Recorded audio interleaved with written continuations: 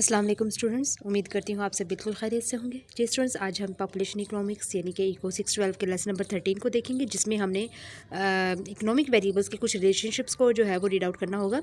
ठीक है, हमारे पास जो टॉपिक 47 उसमें जो है वो इकोनॉमिक वेरिएबल्स 1 के तहत जो है वो रिलेशनशिप फाइंड करना देखना है हमने।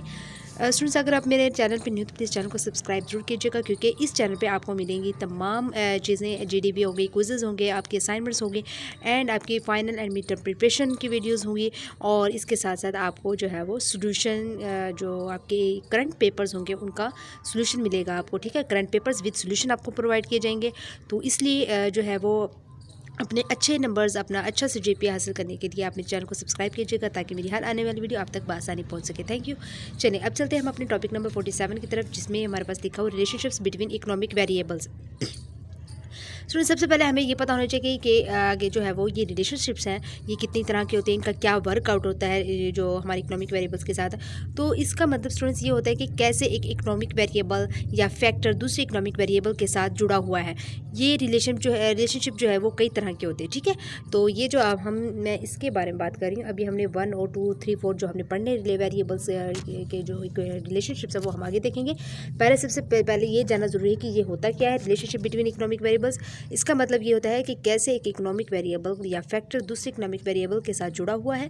और ये रिलेशनशिप जो है वो कई तरह के हो सकते हैं। ठीक है, जैसे कि एक आपका पॉजिटिव रिलेशनशिप हो गया, नेगेटिव रिलेशनशिप हो गया, डायरेक्ट रिलेशनशिप हो गया और इनडायरेक्ट रिलेशनशिप हो गया। स्टूडेंट्स, मैं आपको पहले ये बताती चलूँ कि जो रिलेशनशिप पॉजिटिव होता है वो कौन सा होता है, वो क्या होता है, उसमें क्या चीज़ होती है। उसका जो स्टूडेंट्स जो है वो कॉन्सेप्ट ये है पॉजिटिव रिलेशनशिप का, कि जब एक वेरिएबल आपका बढ़ेगा तो दूसरा वेरिएबल भी जो है वो बढ़ेगा। ठीक है, यानी एक वेरिएबल के बढ़ने से दूसरा वेरिएबल भी बढ़ेगा। जैसे आपके पास जीडीपी होगी और जो कंज्यूमर स्पेंडिंग के बीच जो रिलेशनशिप है वो आपका पॉजिटिव रिलेशनशिप है। ठीक है, यानी जब हमारी जीडीपी बढ़ेगी तो कंज्यूमर स्पेंडिंग भी जो है वो बढ़ जाएगा ऑटोमेटिकली। ठीक है, और दूसरा हमारे पास जो है वो नेगेटिव रिलेशनशिप है। अब नेगेटिव रिलेशनशिप हमारे पास क्या है स्टूडेंट्स, वो ये है कि जब एक वेरिएबल बढ़ता है तो दूसरा घटता है, यानी कम होता है। जैसे कि हमारे पास जो है वो इन्फ्लेशन और जो है वो परचेजिंग पावर है। अब इन्फ्लेशन बढ़ता है तो हमारे पास जो है वो परचेजिंग पावर क्या हो जाएगी, जो है वो कम हो जाएगी। ज़ाहिर बात है, जब आपको पता है इन्फ्लेशन क्या होता है, हमारे पास जो प्राइसेस जो है वो हमारी किसी भी प्रोडक्ट की, ठीक है, वो बढ़ जाएगी तो उसकी परचेजिंग पावर जो है वो कम हो जाती है, क्योंकि ज़रूरी नहीं है कि हर शख्स जो है वो उसको परचेज़ कर सकेगा इतनी महंगी चीज़ को। ठीक है, तो इस तरह जो है वो परचेजिंग पावर हमारी कम हो जाती है इन नेगेटिव रिलेशनशिप में। इसके बाद जो है वो स्टूडेंट्स हमारे पास आ जाता है डायरेक्ट रिलेशनशिप। अब डायरेक्ट रिलेशनशिप क्या होता है हमारे पास, जब एक वेरिएबल बढ़ता है तो दूसरा भी वेरिएबल उसी हिसाब से बढ़ेगा।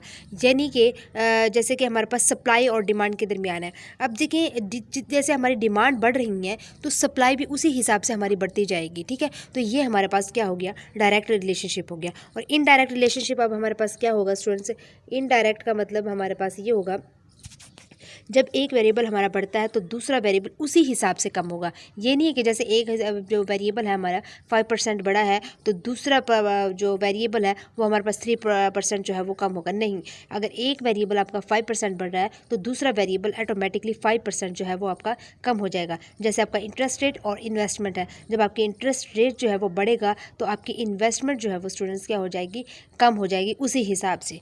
तो ये स्टूडेंट्स कुछ इसके जो है वो रिलेशनशिप्स के कुछ कहते हैं कि टाइप्स थी, इस तरह की होती हैं। और अब जो है वो हम अपने टॉपिक की तरफ आ जाते हैं कि इकोनॉमिक वेरिएबल्स फर्स्ट में हमारे पास क्या लिखा हुआ है। वो कहते हैं, dear student, this lesson will help us to stand the basic relationship between economic variables which help us to give develop relationship between demographic and economic variables. वो कहते हैं कि हमें जो है वो इन को जो है वो इस सबक को और ये जो रिलेशनशिप्स है इकोनॉमिक वेरिएबल्स के दरमियान, इनको हमें जो है वो समझने की जो ज़रूरत है। और ये हमें जो है वो वो कहते हैं कि जिस तरह मदद करती है हमारी रिलेशनशिप डेवलप, किस तरह मदद करती है डेमोग्राफिक एंड इकोनॉमिक वेरिएबल्स के दरमियान। तो इसका बेसिक पर्पस जो है वो हमारे पास रिलेशनशिप का वो क्या है, ये आपको अगर आपसे पूछा जाए कि what is basic purpose of economic relationship, ठीक है, तो ये आपने जो है वो स्टूडेंट्स लिख देना, ये जो मैंने येलो हाईलाइट किया हुआ। ठीक है, तो basic purpose to understand this relationship, वो कहते हैं इसका बेसिक पर्पस जो रिलेशनशिप का वो ये है कि is to know how change in one variable like increase in population may affect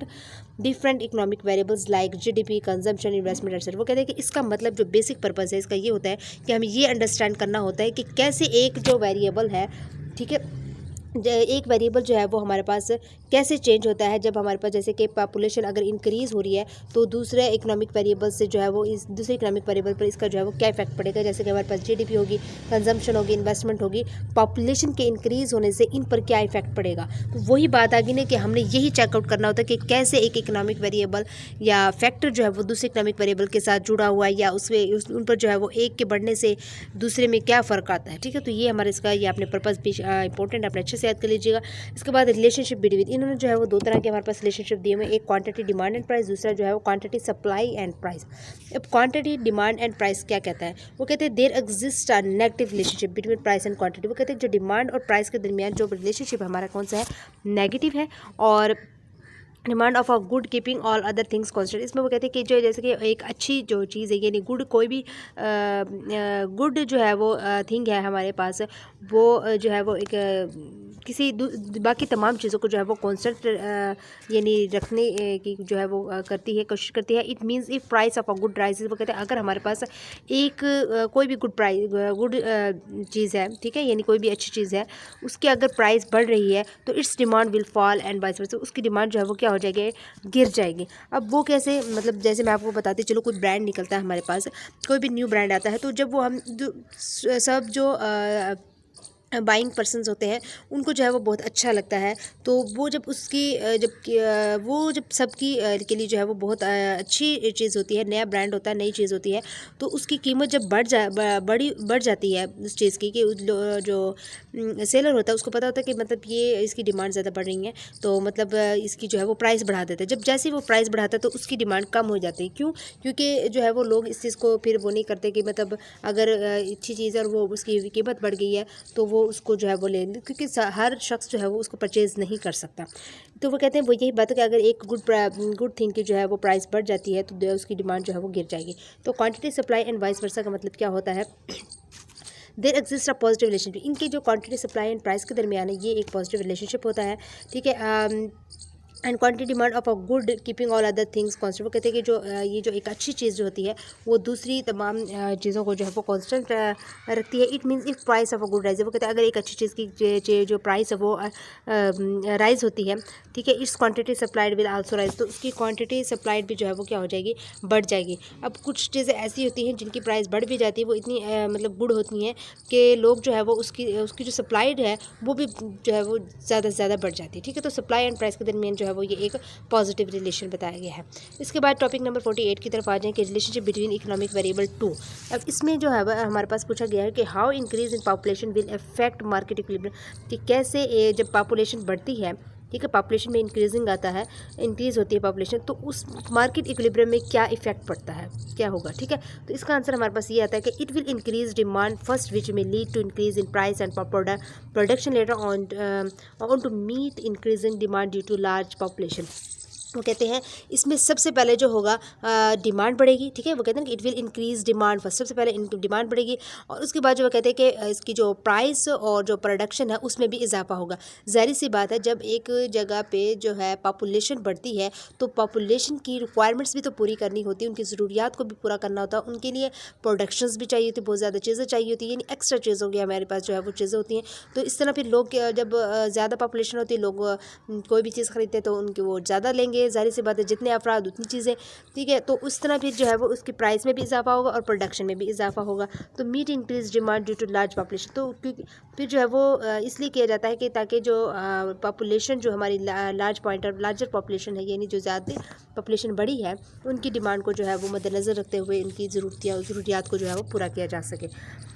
इसके बाद how increase in income will effect market equilibrium, वो कहते हैं कि हमारे पास जो ये जो चीज़ है कि जब इनकम इंक्रीज़ होती है तो मार्केट इक्विलिब्रियम में क्या इफेक्ट होता है। वो कहते हैं इट विल इंक्रीज़, वो यही इसका आंसर यही है हमारे पास सामने मौजूद है, it will increase demand as income. तो कहते हैं जब इंक्रीज़ ये होता है सीन, तो हमारे पास जो डिमांड है वो इंक्रीज़ हो जाती है, as income has a positive relation with demand. वो कहते हैं और इनके दरमियान भी जो है वो एक पॉजिटिव रिलेशन है। ठीक है, ये बहुत अच्छे से याद कर लीजिएगा क्योंकि MCQs इंपॉर्टेंट होते हैं शॉर्ट क्वेश्चन के हवाले से। तो ये जो आपका लेसन है ये मोस्ट इंपॉर्टेंट है, इसको बहुत अच्छे से कीजिएगा स्टूडेंट्स। ठीक है, चलिए जी, इसके बाद हमारे पास ये वाली लाइन पढ़ लें कि how improvement in technology will affect market equilibrium. वो कहते हैं कि कैसे जो है वो मार्केट इक्विलिब्रियम पर क्या इफ़ेक्ट पड़ेगा जब हमारी टेक्नोलॉजी में इम्प्रूवमेंट होगी। ठीक है, तो अब इसका आंसर हमने क्या लिखना है, इसका ये लिखना है कि it will increase in supply. वो कहते हैं ये जो है वो supply of good and services, वो कहते हैं कि ये जो सप्लाई और गुड सर्विसेज हैं, गुड्स एंड सर्विसेज हैं, इनकी सप्लाई जो है वो क्या हो जाएगी, बढ़ जाएगी। क्या होगा, supply and goods and services जो है वो उनकी सप्लाई क्या हो जाएगी, बढ़ जाएगी। As with the help of better technology we can produce more. वो कहते हैं इसकी मदद से जो है वो हम बेहतर टेक्नोलॉजी की मदद से जो है वो हम बहुत ज़्यादा अपनी प्रोडक्शन बना सकते हैं। ठीक है, क्रिएट कर सकते हैं। ठीक होगी, जितनी हमारी बेहतर मतलब बेटर टेक्नोलॉजी होगी उतनी ही हमारी प्रोडक्शन जो है वो अच्छी होगी और हम ज़्यादा से ज़्यादा जो है वो प्रोडक्शन कर सकते हैं। क्लियर। इसके बाद जो है वो स्टूडेंट्स हम नेक्स्ट टॉपिक की तरफ बढ़ते हैं। हमारा नेक्स्ट टॉपिक क्या है, टॉपिक नंबर 49 है, रिलेशनशिप बिटवीन इकोनॉमिक वेरिएबल्स 3। जी यहाँ पे हमारे पास लिखा है कि following are some important relationship between macro economic variables के जो है कुछ इंपॉर्टेंट हमारे पास रिलेशनशिप्स हैं। ठीक है, विच में help to design and formulate right kind of policies, जो कि हमें हेल्प आउट करते हैं डिज़ाइन और उसके फार्मूलेट को की पॉलिसीज़ को जो है वो समझने में। अब सबसे पहला हमारे पास जो स्टूडेंट्स है, आपको ये मैं बताती चलूँ, पहला पॉइंट है y is equal to F of I. अब y जो है ये किसका फंक्शन है हमारे पास, आई का। अब y क्या होता है हमारे पास, स्टूडेंट्स आपको पता है y हमारे पास होती है इनकम। ठीक है, यू नो ऑल्सो दैट। और आई जो होता है वो हमारे पास क्या होता है, आपको पता है इन्वेस्टमेंट होती है। ठीक हो गया। अब जो है वो स्टूडेंट्स, अब y जो है यानी इनकम जो है किसका फंक्शन है, इन्वेस्टमेंट का। अब आगे हम यहाँ पे देख लेते हैं, इसको रीड आउट कर लेते हैं। यहाँ पे लिखा हुआ है, यहाँ पे लिखा हुआ है कि we read above equation as income y यानी as a function of investment I. वो यही बात करें कि जो इनकम है यानी y जो है वो फंक्शन है इन्वेस्टमेंट आई का। तो इट मींस इनकम, इसका मतलब है कि इनकम डिपेंड्स अपॉन इन्वेस्टमेंट। वो सारी बात है, वो कहते हैं इसका मतलब ये है कि इनकम किस पर डिपेंड करती है, इन्वेस्टमेंट पर करती है। तो greater the investment greater will be income of a country. कहते हैं जितनी हमारी ग्रेटर इन्वेस्टमेंट होगी, हमारी का जो मुल्क की जो इनकम होगी वो भी ज़्यादा से ज़्यादा होगी, बिकॉज जो है इनकम डिपेंड कर रही है इन्वेस्टमेंट पर। जितनी ज़्यादा इन्वेस्टमेंट होगी उतनी ज़्यादा मुल्क की इनकम में जो है वो इजाफा होगा। इसके बाद हम आ जाते हैं इस पर, जो कि I is equal to F of Y, यानी कि इन्वेस्टमेंट जो है वो फंक्शन है किसका, वाई का। इसका मतलब है कि यहाँ पे इन्वेस्टमेंट डिपेंडेंट हो रही है इनकम पर। ठीक हो गया। अब यहाँ पे हम इसको रीड आउट कर लेते हैं कि investment I as a function of income, वही बात आ गई। It means income also affects investment positively. वो कहते हैं कि इसका मतलब है कि इनकम जो है वो ये भी जो है वो इन्वेस्टमेंट पर जो है वो पॉजिटिवली इफेक्ट करती है।